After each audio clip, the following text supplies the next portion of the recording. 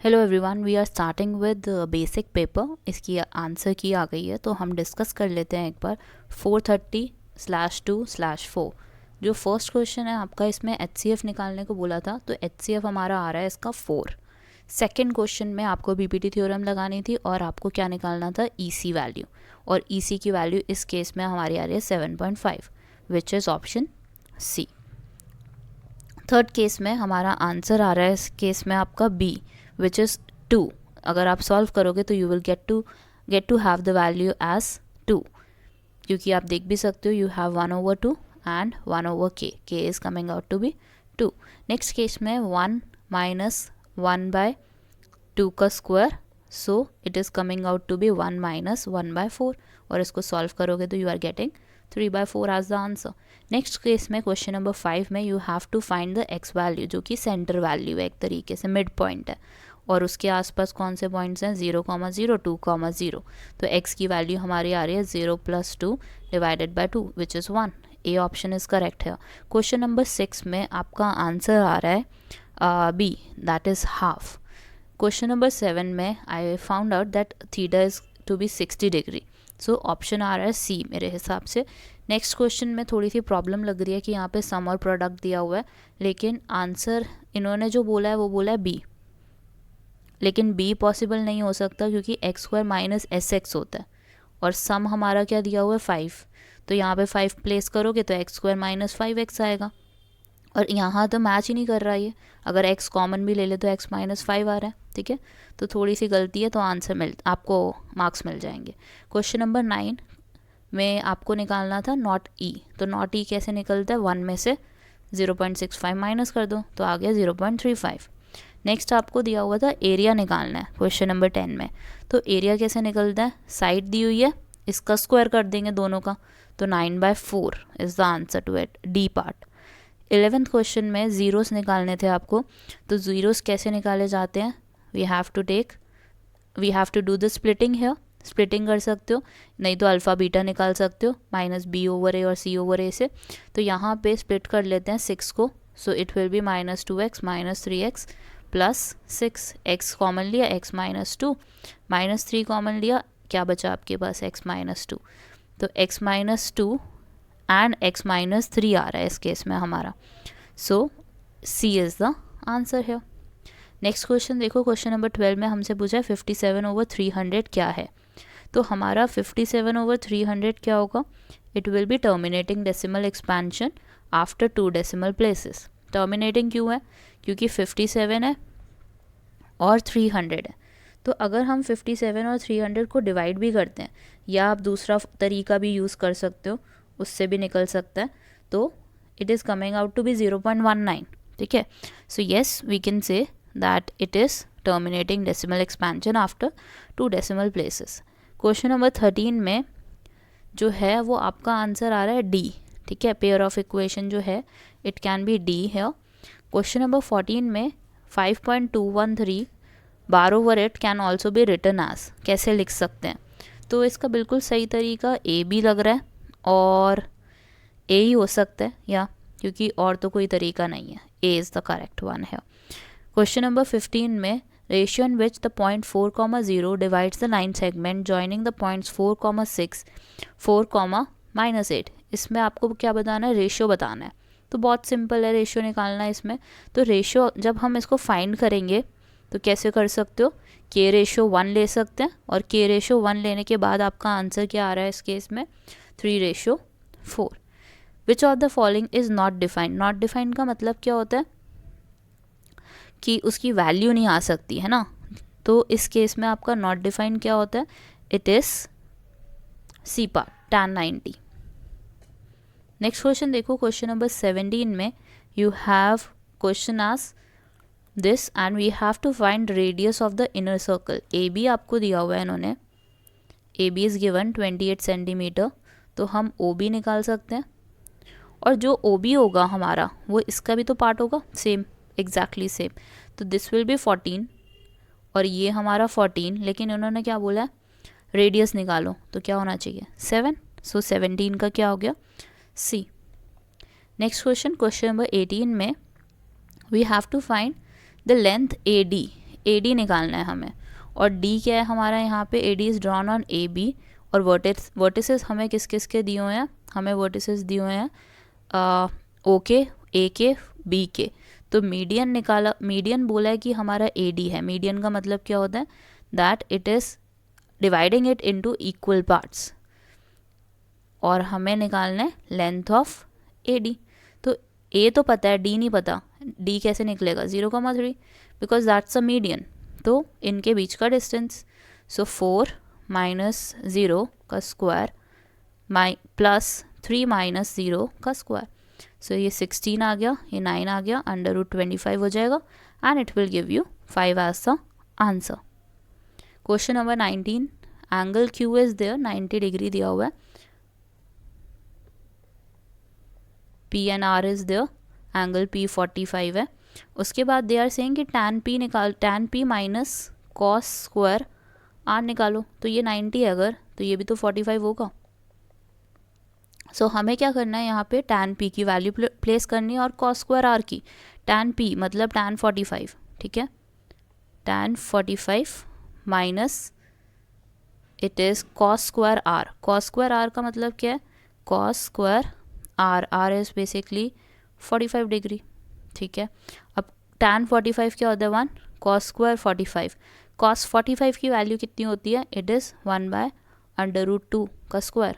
सो आपके पास आंसर क्या आ जाएगा, 1 minus 1/2 which is half.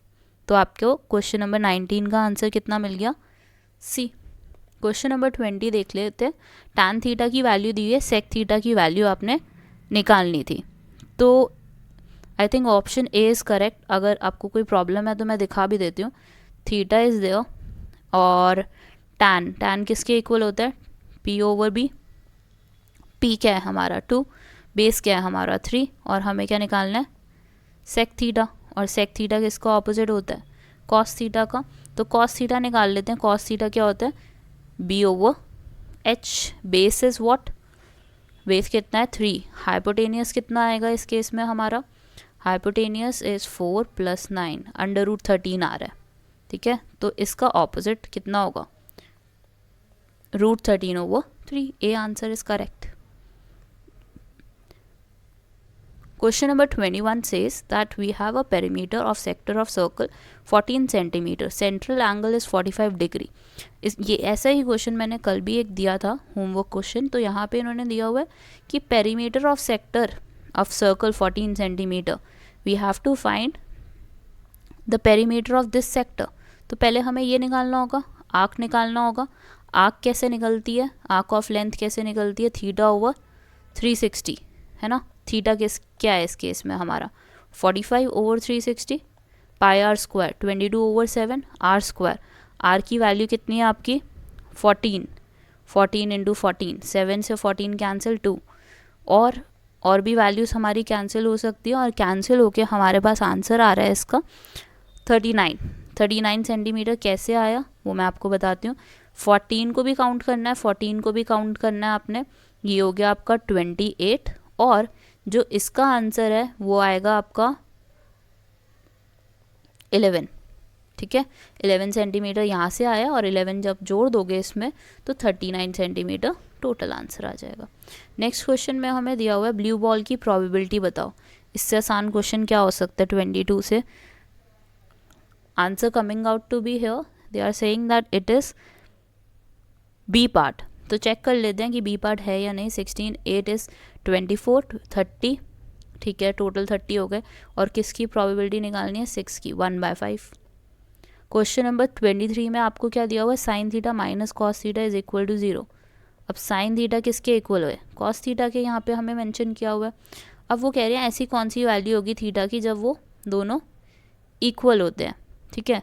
So equal कब होते हैं हमारा साइन और कॉस, या इसको ऐसे भी कर सकते हैं, ये तरीका सही है इसका। कॉस थीटा नीचे जाएगा, sine theta over cos theta is equal to 1, और sine theta over cos theta हमारा क्या होता है, टैन थीटा इक्वल्स 1, और थीटा की वैल्यू कितनी आ जाएगी, 45। नेक्स्ट क्वेश्चन, क्वेश्चन नंबर 24 में happening of an event is 0.02, और कह रहे हैं not happening of the event. तो 1 - 0.02 कितना होगा आपका 1 minus 0.02, it will give you 0.98 which is option C.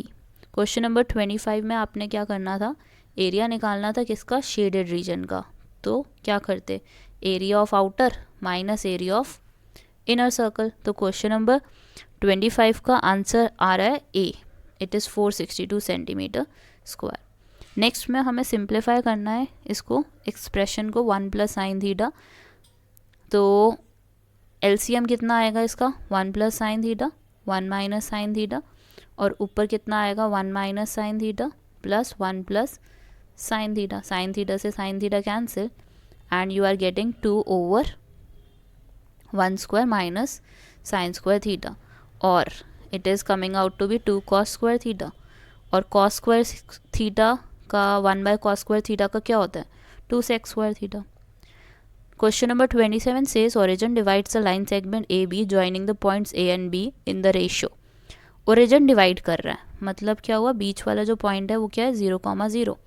A point क्या है आपका 1,-3, बी पॉइंट क्या है आपका -3,9। तो आपको क्या निकालना है, रेशियो निकालना है। रेशियो कैसे निकाली जाती है, के रेशियो 1 लेट करके। तो 27 क्वेश्चन का आपका आंसर आ रहा है B which is 1:3। Question number 28 says that there is a perpendicular bisector of line segment A and B passes through a point 0, k, the value of k is। तो आपको कुछ नहीं करना, बस a और b की वैल्यू दी हुई है हमें -8,0, 8,0 एंड दे आर सेइंग कि एक पॉइंट है जिससे पास कर रही है हमारी लाइन 0, k, और k की वैल्यू आपको निकालनी है। तो k की वैल्यू कैसे निकालोगे, you can use mid point theorem, mid point formula. Mid point formula में क्या होता है, it is -8 + 0 is equal to 0। इससे तो नहीं आएगी, k की वैल्यू आएगी हमारी y वाले से, 0 + 0 divided by 2।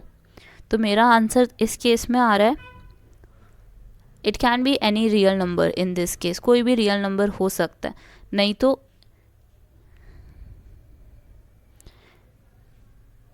It can be 0 as well, 0 भी हो सकता है पॉसिबल, लेकिन या शॉर्टी नहीं है इस क्वेश्चन की, क्वेश्चन नंबर 28 की। वैसे बोर्ड की तरफ से सी इज़ द आंसर। देखते हैं कि क्या होता है इस केस के लिए। क्वेश्चन नंबर 29 में आपको दिया which of the following is a correct statement. तो करेक्ट स्टेटमेंट कौन सी है इस केस में हमारी, 2 congruent figures are always similar, 2 similar figures are always congruent। तो this can be possible, A part can be possible.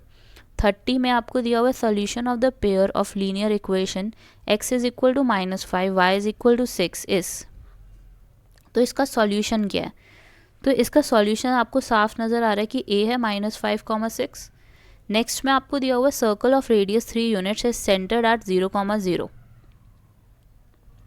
Central position उसकी दी हुई है 0,0 की, और रेडियस का कितना दिया है 3 units. Which of the following points lie outside the circle. तो वो कह रहे हैं कि इसमें से ऐसा पॉइंट बताओ जो बाहर की तरफ है। 1 इज -1, 0,3, इज इट 1,2 और is it 3,1। So according to me it can be 3,1, क्योंकि देखो 3 आपका क्या है, वो कह रहे हैं कि 3 तो हमारा क्या है, रेडियस है, रेडियस ऑफ द सर्कल। तो पॉसिबिलिटी है कि हमारा ये वाला पॉइंट ही बाहर हो सकता है, other can be inside it और ऑन इट। ठीक है, 0,3 जैसे हो सकता है हमारा ऑन द सर्कल, लेकिन 3,1 कैन बी आउटसाइड इट, क्योंकि ये तो सारे छोटे नंबर्स हैं हमारे 3 से, इस वजह से। क्वेश्चन नंबर 32 में आपका क्या आएगा, दे आर सेइंग कि बी इज़ द आंसर, 9 आ रहा है। इन्फिनाइटली मैनी सॉल्यूशंस दिया हुआ है आपको, तो you can solve it. 3k is equal to 5/15, yes it is coming out to be 9। HCF of 2 consecutive even number, consecutive even numbers हैं हमारे पास, उसका HCF क्या आएगा, जैसे कि हम ले सकते हैं 4 and 6, और 4 and 6 का हमारा HCF क्या आना चाहिए, हाईएस्ट कॉमन फैक्टर। 4 क्या होता है 2 into 2, 6 क्या होता है 2 into 3, so it is coming out to be 2 only, which is option C. Question number 34 में हमें दिया हुआ है x² + 99x + 127। ये हमारा किस चीज़ का क्वेश्चन, ये NCERT एग्जाम्पलर का क्वेश्चन है और आंसर इसका आएगा both negative. Next question number 35, इसको आपने सॉल्व करना था क्वाड्रेटिक वे से। क्वेश्चन नंबर 35 है आपका, इसमें आपको मिड पॉइंट निकालना है of line -3 of point -3, -9 and -6 -4। तो आपके पास -6 -3 हो गया, -9 को डिवाइड करेंगे 2 से, तो यस -9/2 आ रहा है मेरा x। तो y कितना आएगा, -9 - 4, इट इज़ 5/2। तो option C is correct question number 35 का। Yes, this is correct. Question number 36, they are saying कि ये कैसा नंबर है, टर्मिनेटिंग है या क्या है।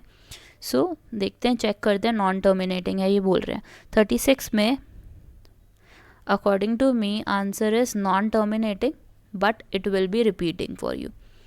37 आपको निकालना है DE और BC का ratio. AD is 2 centimetre, DB is 3 and you have to find the ratio between DE and BC। तो DE की क्या हो जाएगी 2 और BC की क्या हो जाएगी 5, because this total will be 5 है, सो 2:5, B is the answer. Question number 38 is very simple, आपको दिया हुआ है HCF इंटू LCM निकालना है दो नंबर्स का, और हमारा फॉर्मूला क्या होता है, प्रोडक्ट कर दो 2 नंबर्स का। सो yes, it will B 50 × 20, direct answer है 1000। क्वेश्चन नंबर 39 में दिया हुआ है for which natural number n6n ends with digit 0। सो हमें ऐसा नंबर बताना है n का जिससे कि हमारा आंसर क्या है एंड में, it must be 0। So it can't be 0 क्योंकि हमारा ये क्या बन रहा है, 2 × 3 की फॉर्म बन रही है। 10 होता या 5 होता तभी पॉसिबल हो सकता था। ये वाला क्वेश्चन भी करवाया था मैंने अपने मॉक टेस्ट में। तो yes, it is there 1 + tan square a 1 + sin a 1 - sin a। तो सबसे पहले इसको सॉल्व करना था, 1² - sin square a हो जाएगा। ये आइडेंटिटी बन रही है हमारी a + b और a - b की, तो आप कैसे लिख सकते थे इसको, 1² - sin square a। So yes, this is possible. And उसके साथ आपको क्या दिया हुआ है, 1 + tan square a, और 1 + tan square a क्या होता है हमारा, it is sec square a। तो 1 - sin square a क्या है, cos square a आइडेंटिटी से, और sec square a और cos square a में क्या रिलेशन है, they are reciprocal of each other. तो आपको आंसर में क्या मिलेगा, 1। क्वेश्चन नंबर 46 देख लो, यहाँ पे हमें पूछा गया maximum height achieved by the ball is. अब मैं डायरेक्ट आंसर बता रही हूँ because I don't have time for that. B is the answer. Polynomial कौन सा होगा इस केस में, ये तो आपको पता ही चल रहा होगा, क्वाड्रेटिक पॉलिनॉमियल है क्योंकि कैसा कर्व बन रहा है। Parabola. Time taken by ball to reach maximum height is 43 में आपका आंसर आएगा ए, 2 सेकेंड्स आ रहा है। Number of zeros of polynomial whose graph is given is. तो यहाँ पे हमें पता है कि कैसा ग्राफ है ये हमारा, क्वाड्रेटिक पॉलिनॉमियल के लिए। तो कितने जीरोस होते हैं, 2। जीरोस ऑफ पॉलिनॉमियल आर, इसके आपको बताने हैं कि जीरोस ऑफ पॉलिनॉमियल क्या थे, कितने थे। So yes, it is option B, -2 और 4 आ रहा है इसका। केस 2 में आपके पास कुछ डायग्राम दिया हुआ था और आपको उससे आंसर करने थे कि कौन सा क्राइटेरिया सूटेबल नहीं रहेगा ट्राइंगल ABC और ट्राइंगल QRP को प्रूव करने के लिए। So it will B D, RHS possible नहीं है इसमें, because you can see RHS can't be used in ABC and triangle QRP। Next में आपको दिया हुआ है if each square is of length x unit, length BC की बताओ हमें। सारे ही x हैं तो आपको क्या करना है, BC का बताना है। ये x है, ये x है, पाइथागोरस थ्योरम यूज़ करोगे और हाइपोटेनियस निकाल लोगे। तो हाइपोटेनियस निकालने के बाद आपका आंसर आ रहा है ए। रेशियो निकालनी थी BC और PR की, तो BC और PR की रेशियो आ रही है आपकी C, 1:2। 49 में एरिया निकालना था दोनों का, एरिया का रिलेशन इन दोनों का आ रहा है क्योंकि ये आ गया ना आपके पास BC/PR, तो इसको ऑपोजिट कर दो, 2:1, तो 4:1 आ रहा है इसका answer, which is C part. Last में नॉट ट्रू पूछा गया है तो आपका ऑप्शन इसमें है D। So yes, this is the end.